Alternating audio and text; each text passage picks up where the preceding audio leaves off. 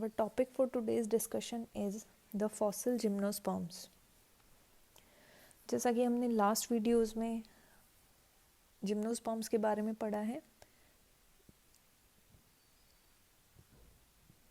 एक brief introduction ले लेते हैं दोबारा से जिम्नोस्पर्म्स के बारे में.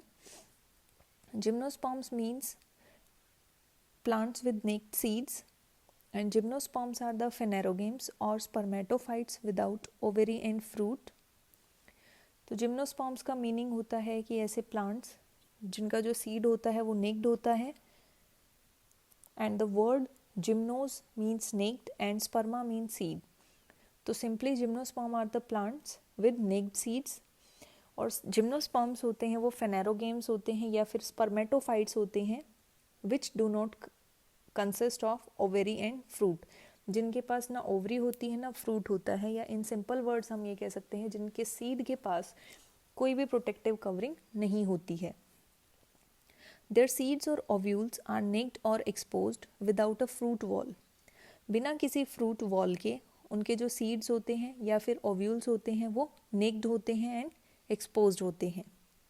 Therefore they are considered as fruitless flowering plants and are referred to as phanerogames without ovary.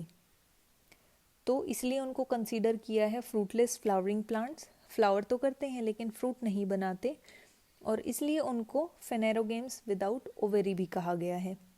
तो फेनेरोगेम्स के अंदर वो प्लांट्स होते हैं, सभी फ्लावरिंग प्लांट्स आते हैं इसके अंदर, और स्पर्मेटोफाइट्स के अंदर वो सभी प्लांट्स आते हैं जो कि सीड बेयर करते हैं. तो स्पर्मेटोफाइट्स भी हैं क्योंकि सीड बेयर कर रहे हैं, फेनेरोगेम्स भी हैं क्योंकि फ्लावरिंग हैं. ठीक है, लेकिन सिर्फ कंडीशन क्या है कि इनका जो फ्लावर है, जो फ्रूट है, जो सीड है, वो प्रोटेक्टिव कवरिंग के अंदर प्रेजेंट नहीं होता है. Gymnosperm seed develop either on the surface of scale और leaf like appendages of cones और at the end of short stalks as in ginkgo.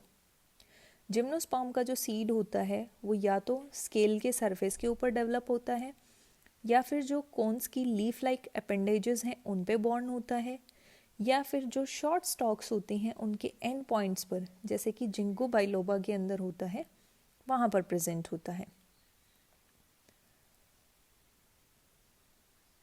फिर हम बात करते हैं पेलियोबॉटनी की, क्योंकि हमारा जो टॉपिक है वो आज फॉसिल जिम्नोस्पर्म्स का है. तो यहाँ पर पेलियोबॉटनी की बात हम करते हैं. तो palaeobotany is the study of plant fossils preserved in rocks. Palaeobotany उन प्लांट्स की स्टडी है, उन प्लांट फॉसिल्स की स्टडी को कहते हैं जो कि रॉक्स के अंदर प्रिजर्व्ड हैं. The word fossil has been defined as any evidence of prehistoric life. Fossil word को हम कोई भी ऐसा एविडेंस जो कि प्री हिस्टोरिक लाइफ का प्रमाण देता है, उसकी हिस्ट्री बताता है, ठीक है, और उसको एविडेंस देता है हमें प्री हिस्टोरिक लाइफ का, उसको हम फॉसिल बोलते हैं. The first mention of a fossil plant was made by a German scholar Albertus Magnus in the 13th century. Fossil plant का फर्स्ट मेंशन 13th सेंचुरी में एक जर्मन स्कॉलर एबरेटस मैग्नस ने किया था. फॉसिल्स की अगर बात करते हैं तो fossil word came from a Latin word फॉसिस which means having dug up, जिसको कि डग करके निकाला गया हो.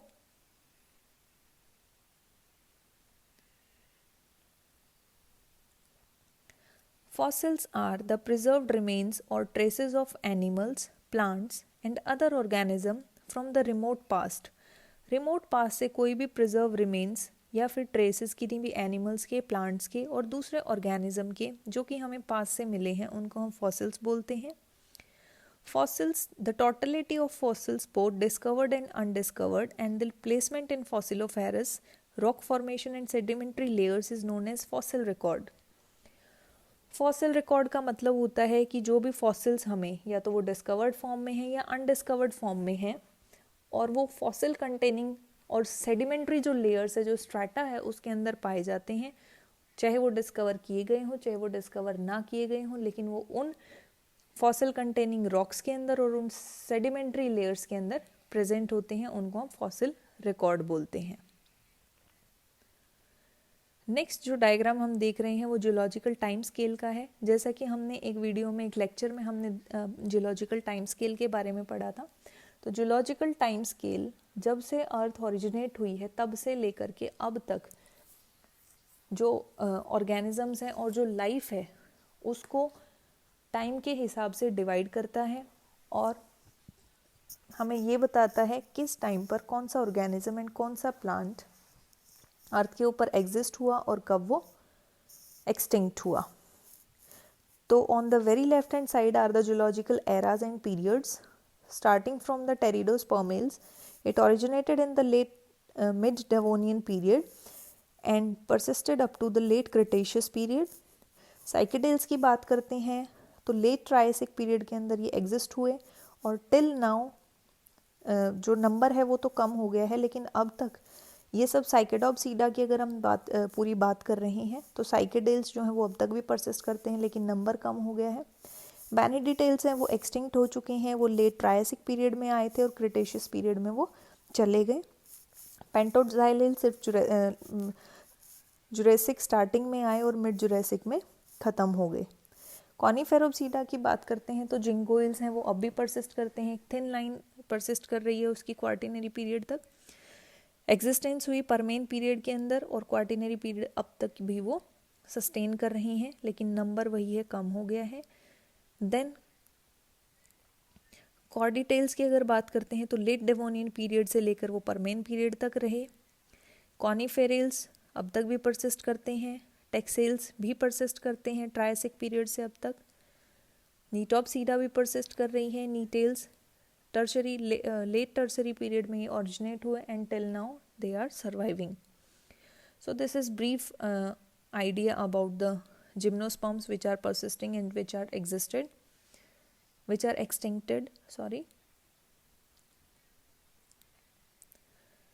Our first fossil gymnosperm plant is Laginopteris. Left hand side में देख रहे हैं हम ये प्लांट है और राइट हैंड साइड में हम इसकी लीफ देख रहे हैं। तो फॉसिल जिम्नोस्पर्म्स का मतलब होता है या फिर फॉसिल प्लांट्स का मतलब ये होता है कि ऐसे जो प्लांट्स जो आज के टाइम पर एक्सटिंक्ट हो चुके हैं और सिर्फ हमारे पास उनके रेलिक्स हैं, उनके एंशिएंट रिमेन्स हैं और उन प्लांट्स की ना हमारे पास कोई पिक्चराइजेशन होती है ना और कुछ भी नहीं हमारे पास उनका वो होता है मेथड होता है कि हम उनको पता लगा पाएँ कि वो प्लांट्स कैसे थे। तो उनको जो पता लगाने का तरीका है वो क्या है, फॉसिल्स। फॉसिल्स की हेल्प से जो जिस भी तरह के फॉसिल्स हमें मिलते हैं हर तरह के फॉसिल से हम उस इंफॉर्मेशन को गैदर करते हैं और उस इंफॉर्मेशन को जब हम एक सीक्वेंस में लगाते हैं तो उस सीक्वेंस से उस इंफॉर्मेशन से हम उस प्लांट को रिकंस्ट्रक्ट कर सकते हैं। रिकंस्ट्रक्ट करने का मतलब है कि उस फॉसिल इंफॉर्मेशन को हम ज्वाइन करके उससे हम उस प्लांट का मतलब आउटलाइन और एक स्केच तैयार कर सकते हैं जो भी हमें इंफॉर्मेशन मिलती है फॉसिल से।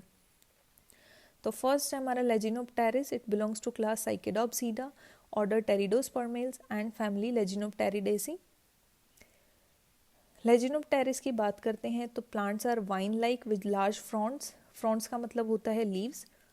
प्लांट्स वाइन लाइक शेप में होते हैं, लंबे लीव्स होती हैं। Stem was erect, branched 2 mm to 4 mm in diameter।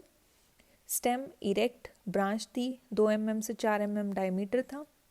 The leaves were bi or tripinnately compound and arranged spirally on the stem. Leaves की अगर बात करते हैं तो बाई और ट्राइपिनेटली कंपाउंड लीव्स होती हैं और स्पाइरली स्टेम के ऊपर अरेंज्ड होती हैं। जो पिन्ना है वो एक दूसरे के राइट एंगल्स पर बोर्न होते हैं रैकिस के ऊपर और एक दूसरे के अपोजिट अरेंज्ड होती हैं और पिन्ना के पास पिन्यूल्स होते हैं। ये तो थी मॉर्फोलॉजी की बात। अब आगे बात करते हैं transverse section of stem of Lyginopteris. Lyginopteris की स्टेम का सेक्शन यहाँ पर है outer epidermis, then is the outer cortex, comes the inner cortex, then came the vascular bundles and the leaf scars. The cellular diagram showing the centrifugal primary wood, centripetal primary wood, the protoxylem, the centripetal primary wood, secretory sacs and the pith. जो transverse section है stem का वो nearly circular है outline के अंदर। Epidermis के next outer cortex present होती है जिसके पास radially broad and fibrous strands होते हैं जो कि एक वर्टिकल नेटवर्क फॉर्म करते हैं। जो इनर कॉर्टेक्स है उसके पास नॉर्मल पैरेन्काइमेटस सेल्स होती हैं। कॉर्टेक्स के नेक्स्ट पेरिसाइकिल प्रेजेंट है जिसके पास स्क्लेरोटिक सेल्स प्रेजेंट हैं जिनको कि हम स्क्लेरोटिक नेस्ट्स बोलते हैं। पेरिसाइकिल के नेक्स्ट 5 स्ट्रैंड्स हैं प्राइमरी वस्कुलर बंडल्स के। ये सेपरेटेड हैं एक दूसरे से by the parenchymatous areas. Parenchymatous tissues बीच में प्रेजेंट होते हैं जो इनको सेपरेट करते हैं। हर एक जो वस्कुलर बंडल है वो मेजाक कंडीशन में है जिसके अंदर जो प्राइमरी फ्लोएम होती है वो आउटर साइड पर प्रेजेंट होती है। सेंटर के अंदर एक लार्ज पिथ प्रेजेंट होती है और जो पिथ होती है वो भी पैरेन्काइमेटस सेल से बनी हुई होती है। Then is the Leginopteris oldhamia. This is the fructification. Male fructification is Chrosotheca और जो Chrosotheca है वो मेल फ्रूटिफिकेशन होती है। कई बार ये नाम से आ जाता है। Chrosotheca के अंदर boot shape bilocular microsporangia present होते हैं and were arranged radially on the under sides of discs. ये जो डायग्राम आपको शो हो रहा है डिस्क लाइक स्ट्रक्चर है और इनके नीचे माइक्रोस्पोरेंजिया प्रेजेंट हैं। Microsporangia were born as elongate pendant appendages on the ultimate pinnule of the frond. Front के ऊपर जो पिन्यूल प्रेजेंट है उसके पास पेंडेंट अपेंडेजेस हैं और इलोंगेट फैशन के अंदर माइक्रोस्पोरेंजिया बॉर्न होते हैं। जो फर्टाइल फ्रॉन्ट्स होते हैं वो छोटे छोटे हेयर ब्रश के जैसे रिजेंबल करते हैं। स्पोरेंजिया के पास एन्यूल्स नहीं होते और वो साइकस की जैसे रिजेंबल करते हैं। डेहिसेंस जब होता है तो उस टाइम पर जो माइक्रोस्पोर्स होती हैं उनको विंड कैरी करती है। माइक्रोस्पोर्स जो होते हैं वो स्पैरिकल होते हैं एंड ट्राई रेडिएट मार्किंग्स जिनको ट्राइलेट बोलते हैं। वर्टिकल सेक्शन है यहाँ पर ओव्यूल का। ये माइक्रोस्पोर्स थे, मेल गैमेट्स थे। ये फीमेल अगर हम उसकी बात करते हैं तो here shows the pollen chamber, the nucellar, the integuments, outer is cupule, in the center present the female gametophyte, outer side the red colored outgrowths are the glands. Female fructification discovered in upper Carboniferous, Leginostoma oldhamia इसका नाम है। Ovules जो है barrel shape होते हैं with stout integument. Ovules जो है protective covering से कवर्ड होते हैं जिसको क्यूप्यूल बोलते हैं। क्यूप्यूल्स के पास कैपिटेट ग्लैंड्स होती हैं। ओव्यूल का टाइप ऑर्थोट्रोपस होता है। वेल डेवलप्ड न्यूसेलस प्रेजेंट होता है। जो न्यूसेलस एपेक्स है उसके पास होलो चैम्बर प्रेजेंट होता है, लेजिनोस्टोम जिसको बोलते हैं। The pollen chamber in the ovule is conical in shape. Pollen chamber का शेप कॉनिकल होता है और एक central core of tissue present होता है shape like inverted bell. This is known as the central column of the pollen chamber. Pollen chamber form होता है as a result of formation of flask shape prolongation from the nucellar tip. The central column arises from the base of the flask shaped pollen chamber.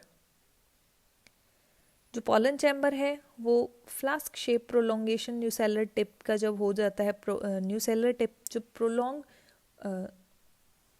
हो जाती है तो जब pollen chamber form करती है, जो सेंट्रल कॉलम है वो base of the flask shape pollen chamber से अराइज होता है। So this is about the fossil gymnosperm Lyginopteris. Lyginopteris की मॉर्फोलॉजी की बात की, लीव्स की बात की, स्टेम की बात की, मेल फ्रूटिफिकेशन की बात की और फीमेल फ्रूटिफिकेशन की बात की।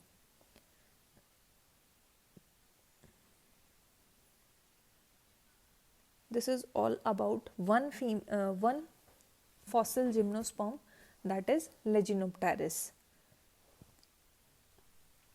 About other fossil gymnosperms we will study in another video.